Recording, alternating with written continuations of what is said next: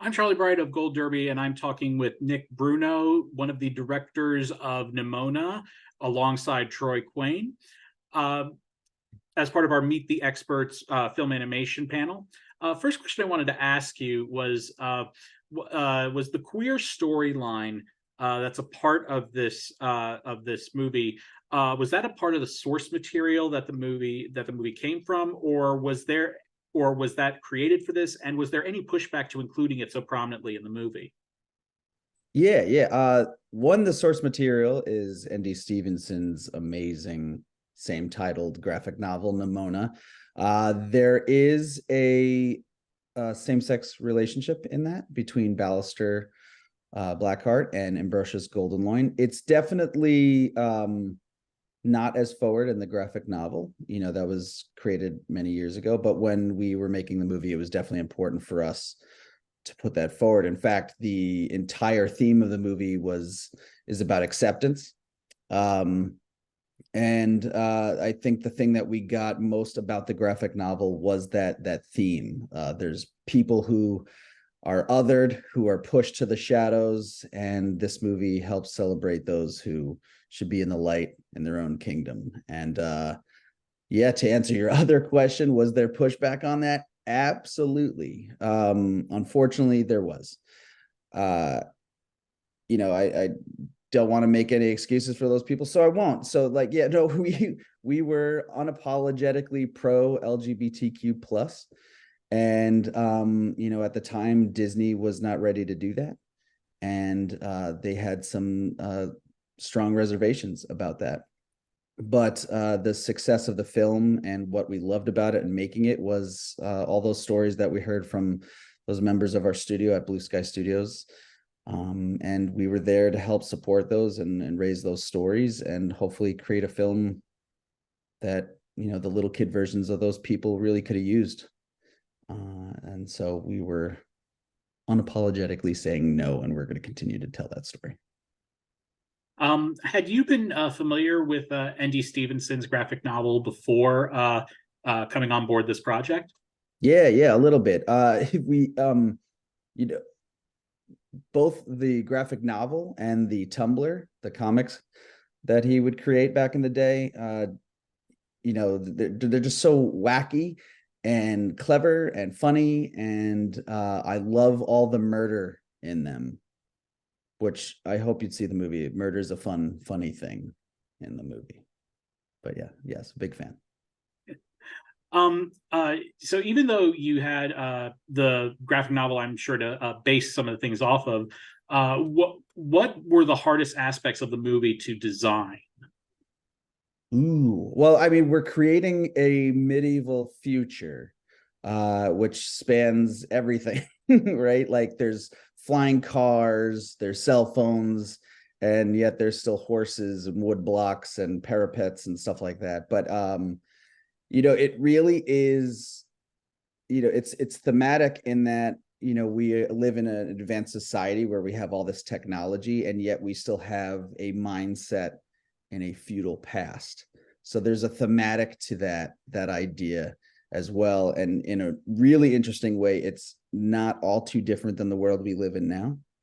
I live just outside New York City, and that is both medieval and very futuristic.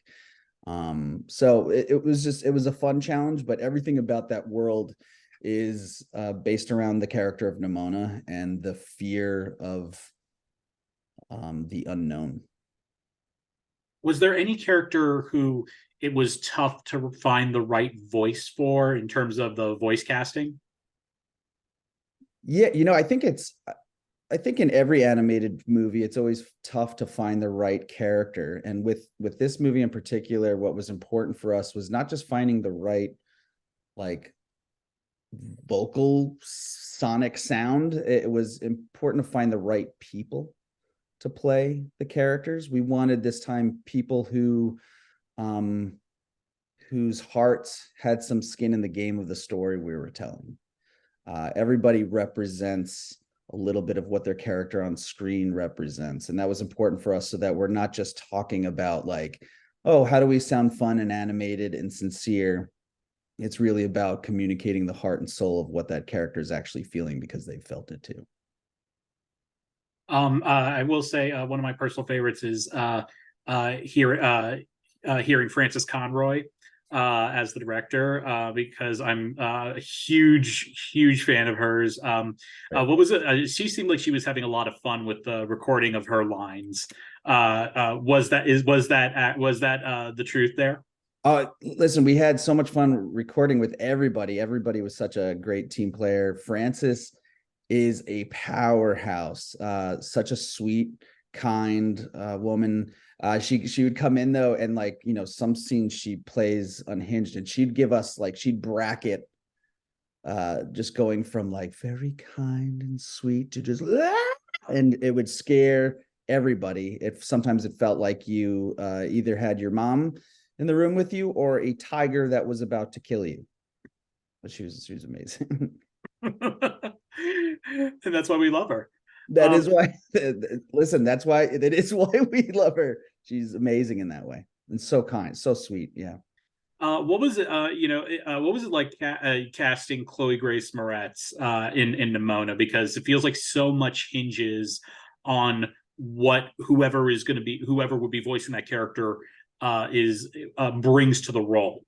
Right, right. No, there's definitely you know, there's a lot of pressure, particularly for casting Nimona. We listened, you know, and we genuinely try to listen without hearing names. And you know, when we initially heard Chloe, she was great. And we tested a few people. When we brought Chloe in, the thing that really made her stand out is she's a lot like Nimona in many ways. She has this sort of comedic guard that's up around her. She's super funny, willing to get just as silly as anybody you could ever imagine. But then also you can definitely feel when she gets really sincere and talks about something that's very important to her, about how she grew up or the people that she loves and cares about, or even just the world that she cares about and fights for on a daily basis. And it was really powerful to get that sort of sincerity.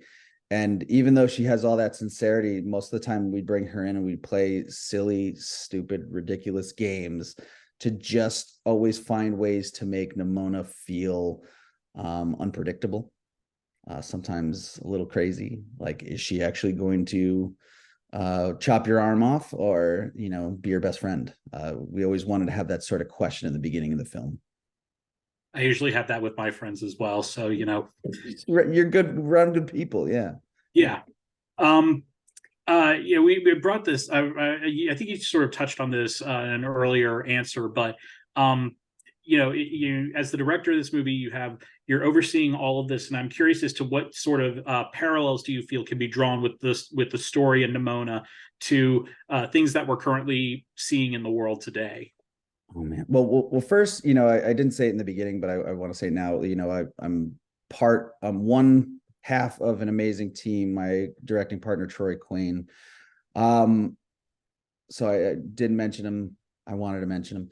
The Unfortunately, there are way too many parallels while making this movie. And, you know, even during the making of the movie, I feel like it's a no-brainer. If you think back to your entire existence, people have always treated people who they don't understand with fear. Um, you know, there's in our kingdom, there's a wall around our society. There's people who have been other just because they don't fit the norm, or there's too many questions that come with them. And people turn their back on them. And sometimes people even hold a sword to them and their lives are threatened. And unfortunately, all those parallels line up with our society. And it's such a big reason why we wanted to tell this story. Is, again, when we're talking to members of the LGBTQ plus community, it just sucks that they're a part of our kingdom and don't often feel like it. And it was important for us to make a movie, be responsible with that movie, tell it with authenticity, in hopes that, you know, some kids, some family will see this movie and feel not alone. Perhaps maybe even give some people the language to talk about it. And because I really also believe the children are our future, to quote Whitney Houston. And I really believe that they will make a better world, because you do feel like it hopefully does get a little bit better with each generation. Well, Nick, thank you so much for joining us, and we look forward to seeing you on our panel in just a little bit. I'll be right here with my video and mic muted. Thank you very, very much for having me. I'm Charlie Bright of Gold Derby, and today I'm speaking with Kemp Powers, the director of Spider-Man Across the Spider-Verse, as part of our Meet the Experts film animation panel. First thing I wanted to ask you is, you're coming onto this project after it had such a well-established first entry. What's it like to come into something starting with the sequel? Yeah, I mean, it's daunting, I'll be perfectly honest, but it's also something exciting about it. You have to understand that, like, when Phil Lord and Chris Miller asked me to join the team alongside directors Joaquim Dos Santos and Justin K. Thompson, they pitched their idea for the entire film to me. Of course, as you're making any animated film, the story is getting changed and rewritten, but the rough idea of the film was pitched to me. And what excited me so much about the idea was just how different it was from the first film. I think the Spider-Man Into the Spider-Verse, for me, was a masterpiece. And I think it would behoove me not to even try to follow that up, but just try to do something completely different. And the fact that we were trying to create our own standalone film, just evolving characters that were introduced in that film, it felt like a better attitude to have going into it than a traditional sequel. I know it's like, it is a sequel, but it's really hard for me to wrap my head around the idea of calling our film a sequel, because it didn't feel like we were making a sequel when we were making it. It felt like we were doing, we were given some characters that have been in an incredible movie we'd all loved, and we were telling a completely different story with those characters. And I think that freed us up a little bit, and took away a bit of the stress. But at the same time, Miles Morales, there's a whole generation of young people who, for them, my son included, Miles Morales is their default Spider-Man. And he's meant so much to a whole generation. He's meant so much to me. And if anything, it's more just like having friends calling me and saying, hey, dude, just do not mess up Miles Morales. Like, they love him, and their kids love this character so very much that it was more like a personal responsibility to my friends and my children and my friends' children for this character that was kind of like their everything. You just want to handle it with not with kid gloves, but you just want to handle it with the care and the thoughtfulness that we all felt like this character deserved. You were mentioning how how there was some pressure that was taken off, but how much you personally loved the Into the Spider-Verse, but also getting these messages from people about don't screw this up. And I'm curious, which was the bigger thing of pressure on you? Was it your internal thing about how you viewed Into the Spider-Verse and making a follow-up to that, or was it the pressure from other people? It wasn't the pressure from other people. The biggest pressure I ever have is the internal pressure I put on myself.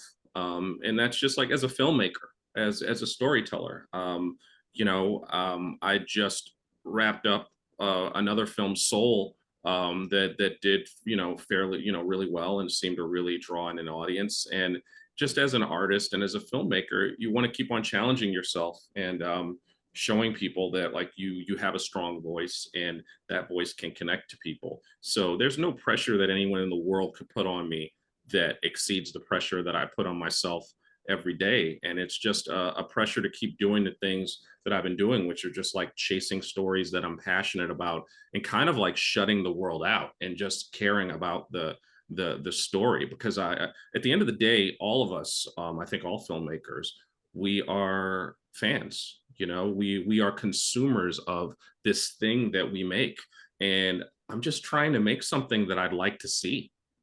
It really is as simple as that. I'm trying to make something that, if I had nothing to do with it, I'd be willing to go and buy a ticket and go out to a movie theater and see that thing. And that's a pretty high bar to cross for myself these days. The design of this movie, I mean, even going back to the first one, but this one has its own incredible design challenges. And I'm curious as to what was the toughest part of the movie to make from the design perspective of trying to design the look of where you were in that I don't know part. if there was any one toughest part, because honestly, this film was like, from a production design standpoint, it was like making 5 movies at the same time. Each world that we created had its own unique design challenges. I can't even call Miles's world, which was present in the first film, as necessarily easy, because we kind of rebuilt that and redesigned it from the ground up. Even Miles's home world looks different in our film than it does in the first one. I mean, it's tough. I mean, Mumbattan, I would say, it was definitely a massive design challenge, because the concept for that world, that's when we go to the world of Pavitra, Spider-Man, known as Spider-Man India. It was inspired by Indian Indrajal comic books, which have a very, very distinct look. And it was something we were all a fan of, but bringing that world to life, having it in motion, was its own set of unique challenges. But then the other thing we had to think of was that we had 3 original characters from different universes who had to spend about 15 minutes of the film in that world, which is Miles, Gwen, and of course Spider-Punk, who was, one of the most dynamic, striking, jarring looking characters we had in the whole film. So to have those 3 characters exist alongside Pav in the world of Mumbattan, I think put the folks at Sony Pictures Imageworks, our visual development team, I think it really was a challenge that, like, it put them to the test. But equally, Gwen's world, the world that we open on, the idea of this living kind of like mood ring, where the entire world reacts to the state of her emotions specifically, but also every character, you see their emotions reflected in that world. That was a really cool, easy to get idea conceptually, that in practice, it had its certain challenges, and also knowing that we were going to open the film in this world. It's so strikingly different than anything that had been seen in the first film, that for a while we even had little debates about, like, should we be opening the film in this world, because the visual language is so different. And we all agreed that, considering how strikingly different so much of it is, it's better to just introduce the audience to our film with one of the most extremely different looking universes in our entire film, just to kind of get them used to the idea that you're going to be seeing a very different visual language in this film than you did in Into the Spider-Verse. I'm very curious about this. Do you have a personal favorite alternate universe version of Spider-Man? I mean, for personal reasons, I'd say Spider-Punk was definitely like a big. It really felt good to have Spider-Punk show up in this film. He was a character that a lot of folks didn't know anything about, and he was a new character to our film. Daniel Kaluuya is an amazing actor. And his look was one of the most challenging looks to land in the entire movie. And he's also pivotal to Miles's story. He's pivotal to both Miles and Gwen in the film. So I think that was a character that had to earn his way. It was hardest for this character to earn his way into the film, because there were so many different characters, which made it, I think, the most satisfying to not only have him end up in the film, but be a part of the film that connected so much to other people. But it's really hard to pick a favorite. I mean, my favorite is always going to be Miles Morales. I'm so enthralled by his story and the arc of this character, and feel like it was so great to have an opportunity to move to this like next step in his evolution as a young man, to get to that, from that little adolescent to that teen who's like thinking about college. And as a parent myself, just remembering all of the conversations I had with my own kids, and there was something about visiting Miles at this point in his life that really, really excited me. But again, I could say I could go on and on about every single major character in this film, and they all feel incredibly personal. Gwen 2099, Jess Drew, Pav, like they all have, like, they all feel so like special and personal to me. What's the biggest difference in directing this style of animation as opposed to versus the type you were directing when you worked on Soul? There's really no difference in terms of to directing, in terms of like directing animation for this film versus directing Soul. The major difference is just the number of collaborators. You know, we had 3 directors on this, as well as Phil and Chris, you know, being very, very involved in the process. Whereas Soul, you know, it was directed by Pete Docter and co-directed by myself. So, you know, animation is a collaborative medium. I mean, it's interesting, you know, we're having this conversation today. We're doing a panel with animation directors, but at the end of the day, more so, I think even more so than live action, when you're looking at an animated film, you really are seeing the collective energy of a lot, like in our case, 1,000 individual artists, you know. And as an animation director, I sometimes am trying to describe the job to people outside of the business in general. I kind of describe it almost as like air traffic control, you know, because at times it is that you have these really personal things you're trying to inject, but you're also trying to take in, you know, process these amazing ideas that are coming at you from all different kinds of directions. From, you know, your department heads, in many cases, are, you know, fabulous artists in their own right. So I think the job is very similar in that way, in that both working on Soul and working on this, you know, it's incredibly collaborative. It's almost kind of like air traffic control. The only real difference are the collaborators. And, you know, swap out Pete Docter and Mike Jones and Trevor Jimenez and some of the wonderful people I worked at, you know, work with at Pixar, with you know, Phil Lord, Chris Miller, Joaquin, Justin, Mike Lasker, our effects supervisor, you know, Patrick O'Keefe, our production designer, you know, Alan Hawkins, our animation lead, and Dave Callahan, our writer. And just, you know, it's just the names and people change, but it's very similar. Well, Kemp, thank you so much for joining us, and we look forward to seeing you on our panel in just a little bit. Sounds good. Thanks for having me. I'm Charlie Bright of Gold Derby, and today I'm speaking with Aaron Horvath, the director of the Super Mario Brothers movie, as part of our Meet the Experts film animation panel. You know, what's interesting about this movie is, you know, there have been a lot of movies, you know, based on video games, but, you know, this one just works so well. And I was curious as to, was there anything that was central in your approach to this movie so that it wasn't viewed the same as other movies that were based on video games? Yes. I think that my directing partner, Michael Jelinek, and I early on decided that this movie should be a cinematic expression of a gameplay experience. We knew that people coming to this movie love Super Mario as a character, but they also love Super Mario as an avatar, a gameplay avatar, right? So we were thinking about like all the times that we've spent playing Super Mario Brothers and the kind of like visceral emotions that you can feel when you're playing the game, like fear and anxiety and excitement, and we wanted to encapsulate those feelings in cinematic moments. So for us, it was the challenge of blending the emotional experience of playing a game with the emotional experience of watching a movie. So I think that sort of core approach informed us all throughout. Was the Mario games a big part of your either childhood or adolescence? Yeah.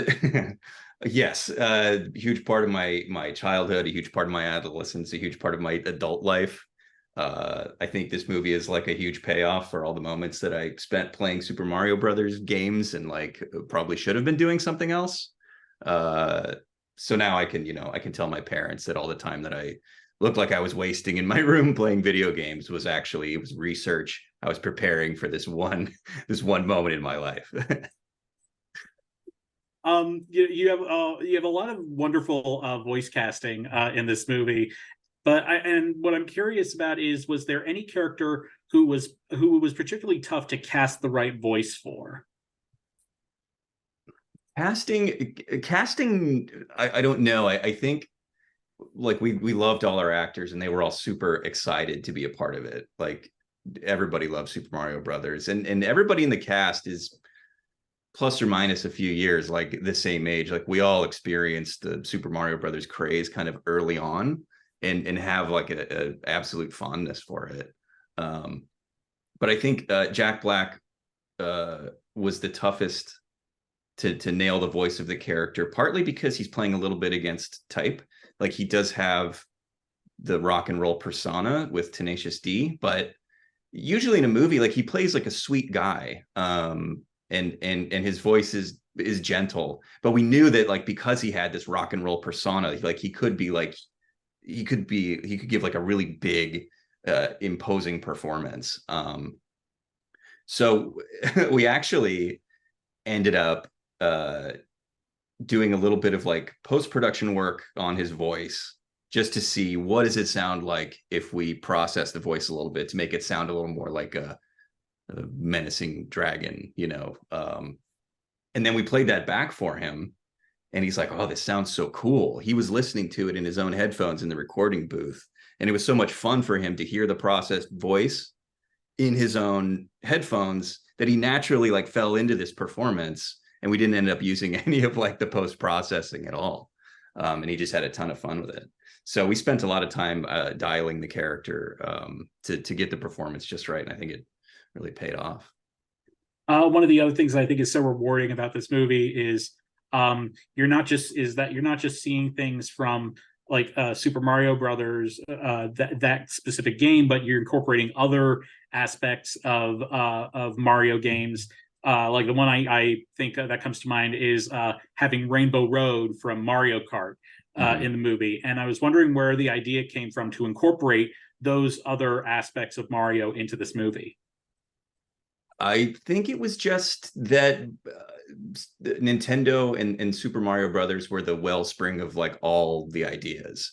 I think a lot of the times when filmmakers get a property like this, they want to put their own stamp on it, either because they don't understand it or because they think that the audience needs to be surprised in some way.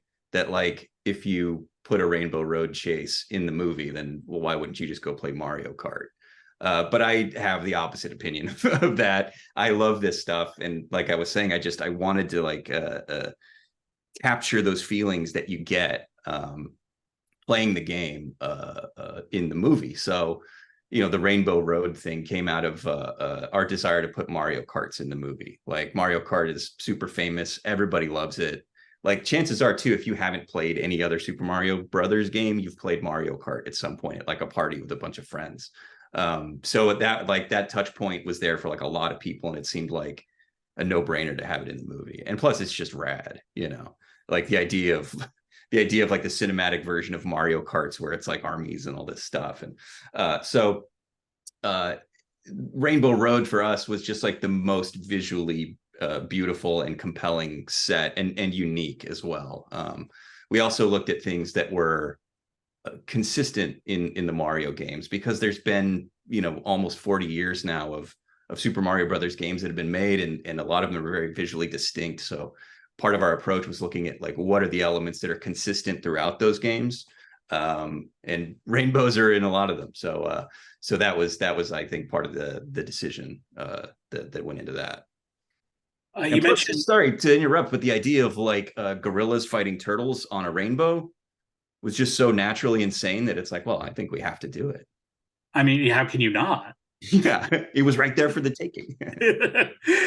You mentioned Nintendo as a part of this just a minute ago, and I'm just curious if did Nintendo play any part in what the final film actually looked like, or were they just helping put the thing together? Oh yeah, they were our creative partners. I mean, Miyamoto-san, who created Super Mario Brothers, was also a producer on the movie, so he was with us every step of the way. So I think there was a lot of back and forth between us and the artists in Japan at Nintendo, just to make sure that like we were getting little character nuances right. Miyamoto actually taught me how to draw Bowser once. This was early in the pandemic. We were all at home on a Zoom meeting, much like this, and we were presenting this early concept design of Bowser to the team at Nintendo. And Miyamoto actually, so he had like an iPad, and he took a screenshot, like a photograph of the Zoom meeting with his iPad, and then he drew over the thing, and then he held it up to the screen and like explained to us that like Bowser's muzzle design is based on like a tiger, so the nose shape needed to be more prominent and all this stuff. And that was really cool. Like that really like specific insight wouldn't have been clear to us had we not had the creator of the property like working with us hand in hand. So yeah, they were a huge influence on the look of the movie. One aspect, the aspect of the movie that I think is probably taken off the most is Jack Black's wonderful rendition of the song Peaches, which I believe you wrote the lyrics for. Is that correct? I co-wrote the lyrics with Co-wrote the lyrics. Yeah, Michael and Jack and Eric, our editor. What's it been like seeing the reaction people have had to Peaches? Oh, dude, I was so stoked. I was so excited about that. The minute we cast Jack, I was like, we got to get him to sing a song in this movie. He's so good. And there was initially some resistance to it because the feeling was that like as soon as Bowser starts singing, you're going to think it's not Bowser anymore, it's Jack Black, and it's going to pull you out of the movie. So we're like, okay, that's a really fair point.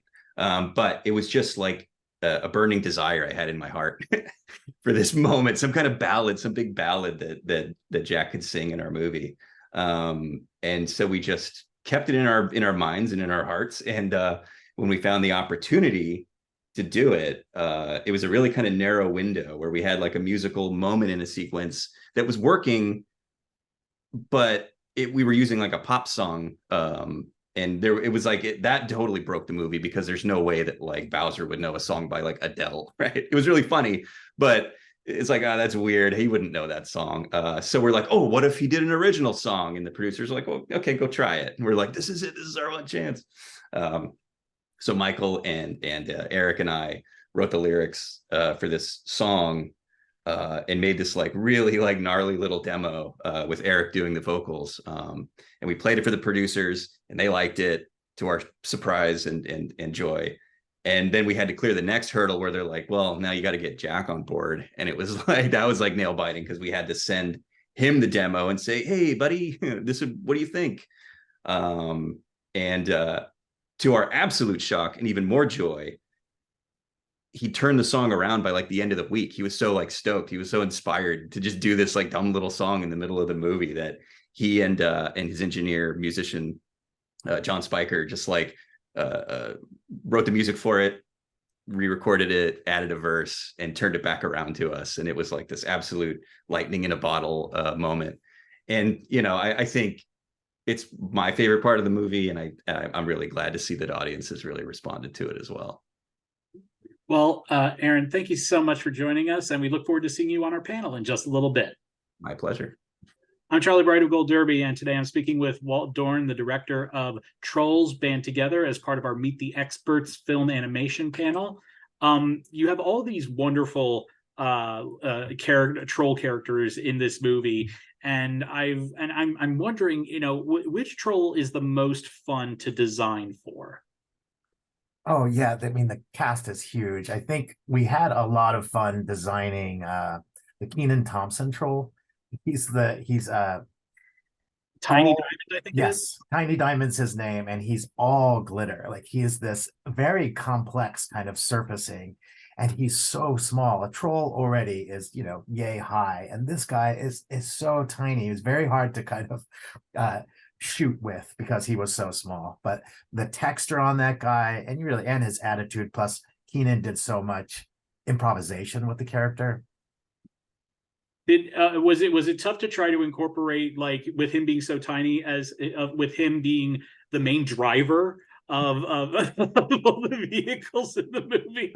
It was very tricky, Charlie. That's for sure. We gave him a little kind of car seat on top of the seat. We built this whole handle for him to grab, like a steering wheel on top of the steering wheel. And in the end, Rhonda, that's the name of the armadillo van that they ride in, she can kind of drive herself anyway. So I think the trademark thing with the troll movies is that is the way that songs are inserted that, you know, sort of that help communicate, you know, or accentuate what's going on with these characters. And I'm curious, what is the process like to determine where you'll insert specific songs into the movie? Yeah, it's a good question. Since music is such a huge part of this film, it really drives it. Like you said, it's a big engine. And it's not a traditional musical, since there are, classic cover songs as well as brand new original pop songs. So it starts with, like all musicals though, where can we help move the story forward in a unique way? But it's more complex. Say you have like a song like Sweet Dreams. Well, how do we do that where we have the lyrics? So what we do is just start blocking them in, going, okay, this would be a good place for it rhythmically. Here's a good place for a song. Or we're going to introduce the villains. It'd be great to have a song that has some menace in it. So we just start slowly building it, putting songs in, just rough songs. We get our music producer, Joe Shirley. He constructs all these really great demos as we fine tune them. And then there's things like the medleys, which are massive. There's an opening medley with there's probably about 5 or 6 songs blended in there. And that I work with my editor, who I've been working with for 10 years, maybe more. And we just start chopping up the songs. They're all in different keys from different decades. And so it's just kind of this hodgepodge. And then it all just gets blended together by the incredible musicians on our film. Has there ever been a song that you've wanted to use in the movie for a specific part, but it just didn't pan out? Yeah, and it's usually because of the story needs is usually how it works. I mean, it could be kind of a rhythm thing, or maybe song fatigue. Okay, we've had too many songs in a row. But there was one I really wanted to use in this one because of the theme of the dangers of fame, was David Bowie's Fame. It's a great song, but that was one of those, I tried it in there, I cut it in, we boarded to it, but it just didn't have the same kind of energy as the theme from the film Fame. So we've got that Fame song on there. Plus tonally, that one felt a little more irony in it. What was it like trying to cast the Branch's brothers, the members of Brozone? What was it like trying to get the right casting for that? Yeah, it was a particular challenge because there are 4 brothers. But there was fun in it too, because we got to put together our own Superboy band. So, you don't get too often you get to do that.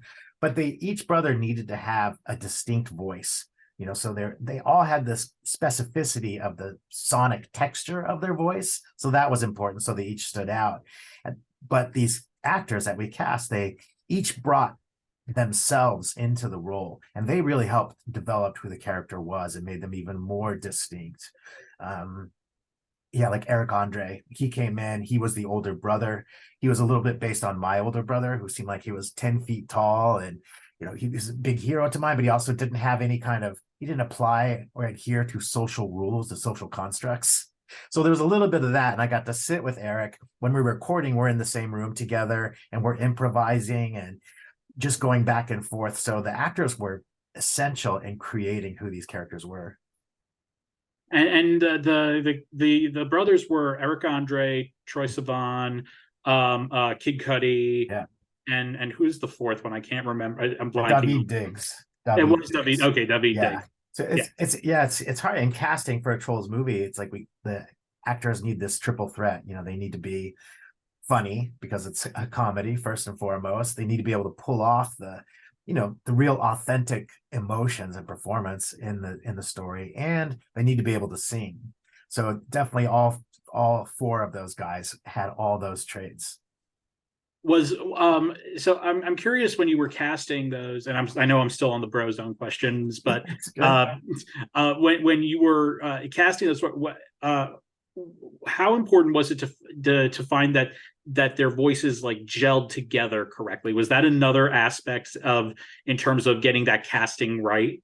It definitely, that was like such one of the key pieces. So they all sounded good together. So we would, even when we were exploring casting choices, and we're pretty much close to our cast we wanted, our initial ideas, but we would take audio snippets of them from other films and performances and interviews and lay them next to each other, cut them in to see how they blended together and how they stood out. And then we got to refine that even more as we brought the actors in. Like Kid Cudi, he really, we cast him. He was excited to be a part of the film. We had been wanting to work with him since the last Trolls movie.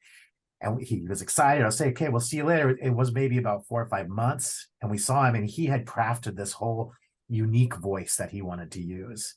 And a lot of times we'll go with as close as we can to the actor's performance to ground the trolls into a reality. But he had crafted the funniest, most unique sounding voice. And so we, as we do, we're very collaborative on the troll universe. We encouraged him to do it. And so he brought that character to life in a new way as well.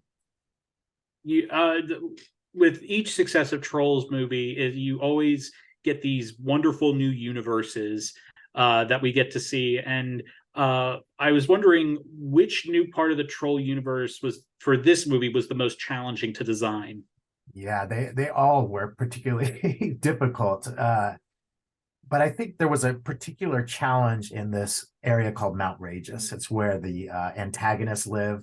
It's like a city, an urban place where only teenagers live. It's a city full of teenagers, you can imagine there. But to get the kind of contrast and the opposite of the trolls, who are soft and rounded and everything's kind of felted and fiber, we got to choose all the opposite of those, you know, real sleek surfaces and plastics and glass and all the hard surfaces. So that's where we started. But it's really important to us that there aren't humans in this world. You know, we transport the audience to places they've never been to. There are no humans. There are some rules in Troll Universe. And so we wanted to create something that didn't feel too human, but still felt familiar. So it ended up being this city made of crystals, and inside this clouds, it was like a city inside the clouds. But it's so unique, but it gives you that kind of Hollywood, Los Angeles feel. A city full of teenagers, I can only imagine what the city council meetings are like. Well, Walt, thank you so much for joining us, and we look forward to seeing you on our panel in just a little bit. All right, thank you. I'm Charlie Bright of Gold Derby, and today I am speaking with a film animation panel as part of our Meet the Experts series. And as part of that, we have Nick Bruno, the director of Nimona, Kemp Powers, the director of Spider-Man Across the Spider-Verse, Aaron Horvath, the director of the Super Mario Brothers movie, and Walt Dohrn, the director of Trolls Band Together. My first question is, and I like asking this of people that work in animation, is what was the thing, the first thing that you saw that made you say that I want to work in animation, that's what I want to do?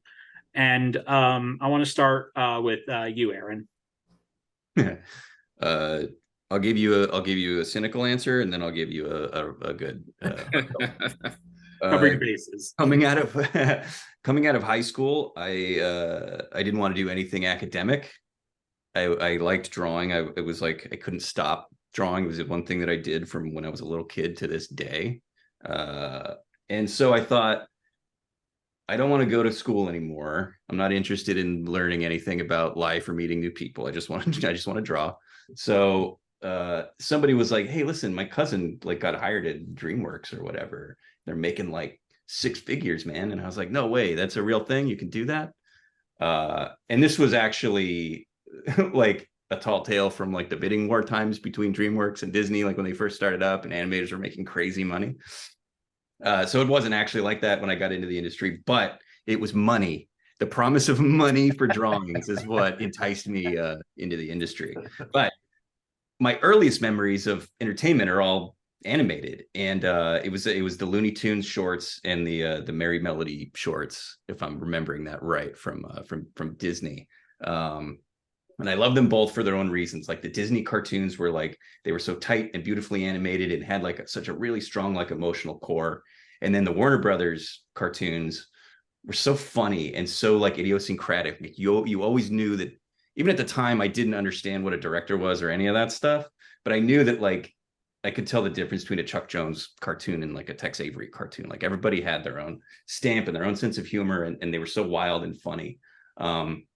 So it was just the idea that like, oh, your drawings can entertain people ultimately. Like the money plus the inspiration and the gratification of being able to entertain people by just drawing dumb cartoons, like it's super satisfying. And what about you, Cap? Yeah, for me, I mean, it's interesting because I come from the world of theater, and I've always described myself as like a storyteller. The mediums change, but all I'm really trying to do is tell a good story.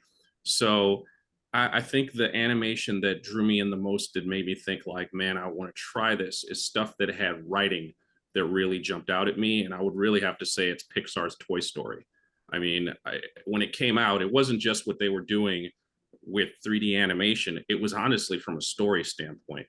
Like it had been a long time since I remembered as a young man just being like so entertained, feeling like I think I just watched the best movie of the year, period. You know, it was so well written. The characters had such wonderful arcs. And for years after that, especially after subsequent films that I ended up loving, in particular, like Wall-E and Ratatouille and Monsters Inc., I was describing Pixar as like the house of master storytelling. In fact, that was kind of what made me so interested when they inquired. They said they were looking for someone to help them with a new film.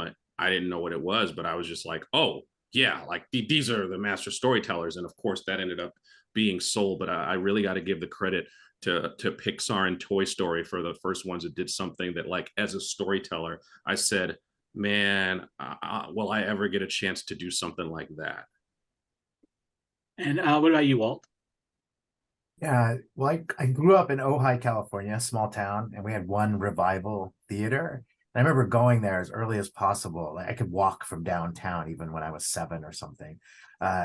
And they always had the Disney revivals. So I remember for sure, definitely Fantasia made a big impact on me. So beautiful and wild, and the mix of music and color and design, so artful and psychedelic. And they also right around there showed the Three Caballeros, which is another Disney one that was very psychedelic and wild and weird.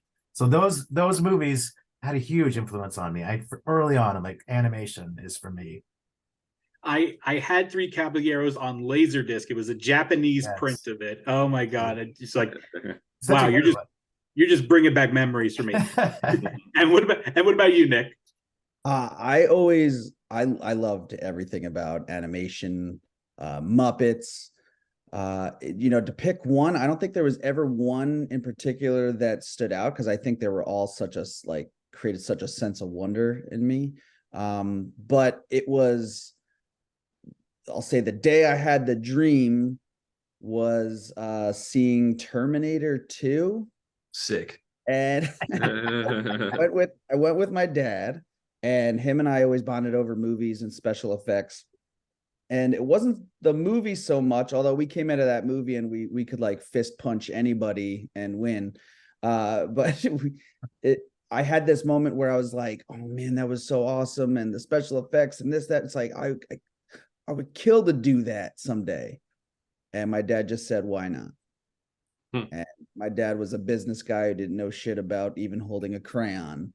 But just that simple statement opened up a dream, and I was like, yeah, let's figure it out. And it took forever to figure it out, but we did. My next question. So I just asked about, the first thing of animation, and now I want to ask about what's your favorite recent piece of animation that you've seen, and I want to start with you, Walt. Well, it's not just because you guys are here, but really all these films this year was so great, and being able to be on these panels with everyone. I mean, Across the Spider-Verse gave me an incredible feeling. I just couldn't believe it. Blew me away, Kemp and guys. I mean, that was amazing. Mario, because I was such a huge Mario fan. I played at Cal Arts. I think I played Super Mario Kart quite a bit, too much, I'd say. On which system? Nintendo 64. That was okay. All right. Yes. And then I just saw Nimona recently too. I mean, really, it's just all the films are incredible in their own unique way. It shows what a diverse art form it is. And again, that is not a genre, that it is a tool in which to tell stories in an incredible way. And how about you, Aaron? I recently saw Jeff Rowe's Ninja. You guys are all great too. Let's just get that out of the way. I already did that one. But I gotta say it too. But I really like Jeff Rowe's Ninja Turtles movie. I thought it was so visually like weird and interesting. And just that I'm drawn to that sort of like off kilter, scratchy look, like a lot of my work in the past and like as an animator or in pre-production I like my storyboard drawings more than the final. I like my rough animation more than the final animation. There's something, and even when I was a kid, I loved the Sword in the Stone, or Jungle Book, like the Xerox Disney movies where there was like a bunch of crap on the lines. I love that, like in a big commercial like Ninja Turtles movie, they had like a really kind of scratchy, like gnarly look. It was super cool. Yeah, that one is the one that immediately springs to mind. And how about you, Nick? Marcel the Shell with Shoes On.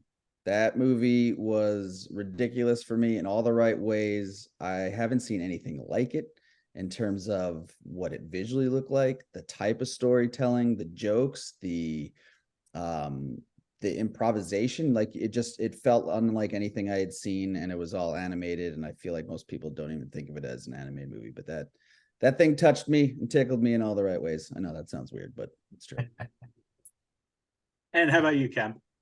Yeah, I mean, not counting current, the folks on this panel, I really did enjoy Pete Sohn's Elemental. I thought it was like such a sweet personal story, and I've actually just loved. I mean, hanging out with Pete in Savannah a few weeks ago, he was like a rock star. The number of couples who came out and said it like spoke to their personal experience. I found like it reminded me of like the power of what it is that we do.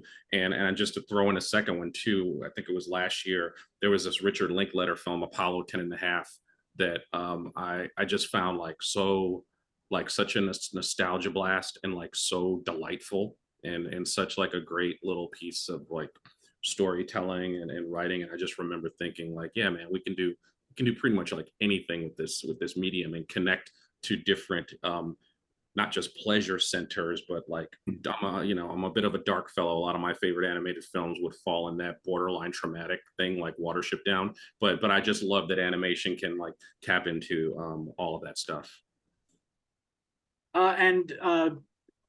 This is a hypothetical I want to ask. We are an awards site, and one of the things, we don't get a chance to have walk-up music like baseball players do, but if you get the chance to win something, you can choose what plays when you walk up to that stage. And I'm curious for each of you, what is your personal music that you would want to have playing as you walk up to the stage? And first one I want to ask that to is you, Nick. Oh man, well, all I could think about is if I was actually a baseball player, because I genuinely wanted to be a baseball player for a long time. And I've got the Magic Stick by 50 Cent.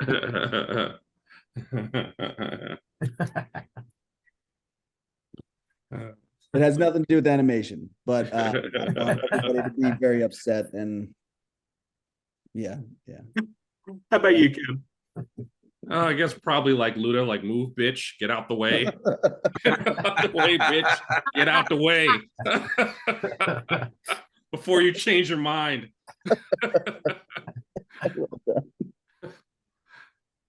What about you, Aaron? Who did the Milkshake song? Was that Kelly's? Yeah. That was Kellis, right? Yeah, Kellis. I mean, that's just an anthem for anybody, dude. Imagine what you don't know what to expect. Yeah. The real answer is Peaches, though. And how about you, Walt? Send in the clowns. Send in the clown. That's definitely very fitting. Yeah. I'm trying to get them to play it here when we screen things, but they're like, you're going to bring everyone down. I love how yeah, I'll play it for all of us, guys. Well, Nick, Kemp, Aaron, and Walt, thank you so much for joining us. We wish you all the best over this season, and we thank you for joining us on this panel today. Thanks so much. Our pleasure. Good to see you guys. Yeah, good to see you all. You too.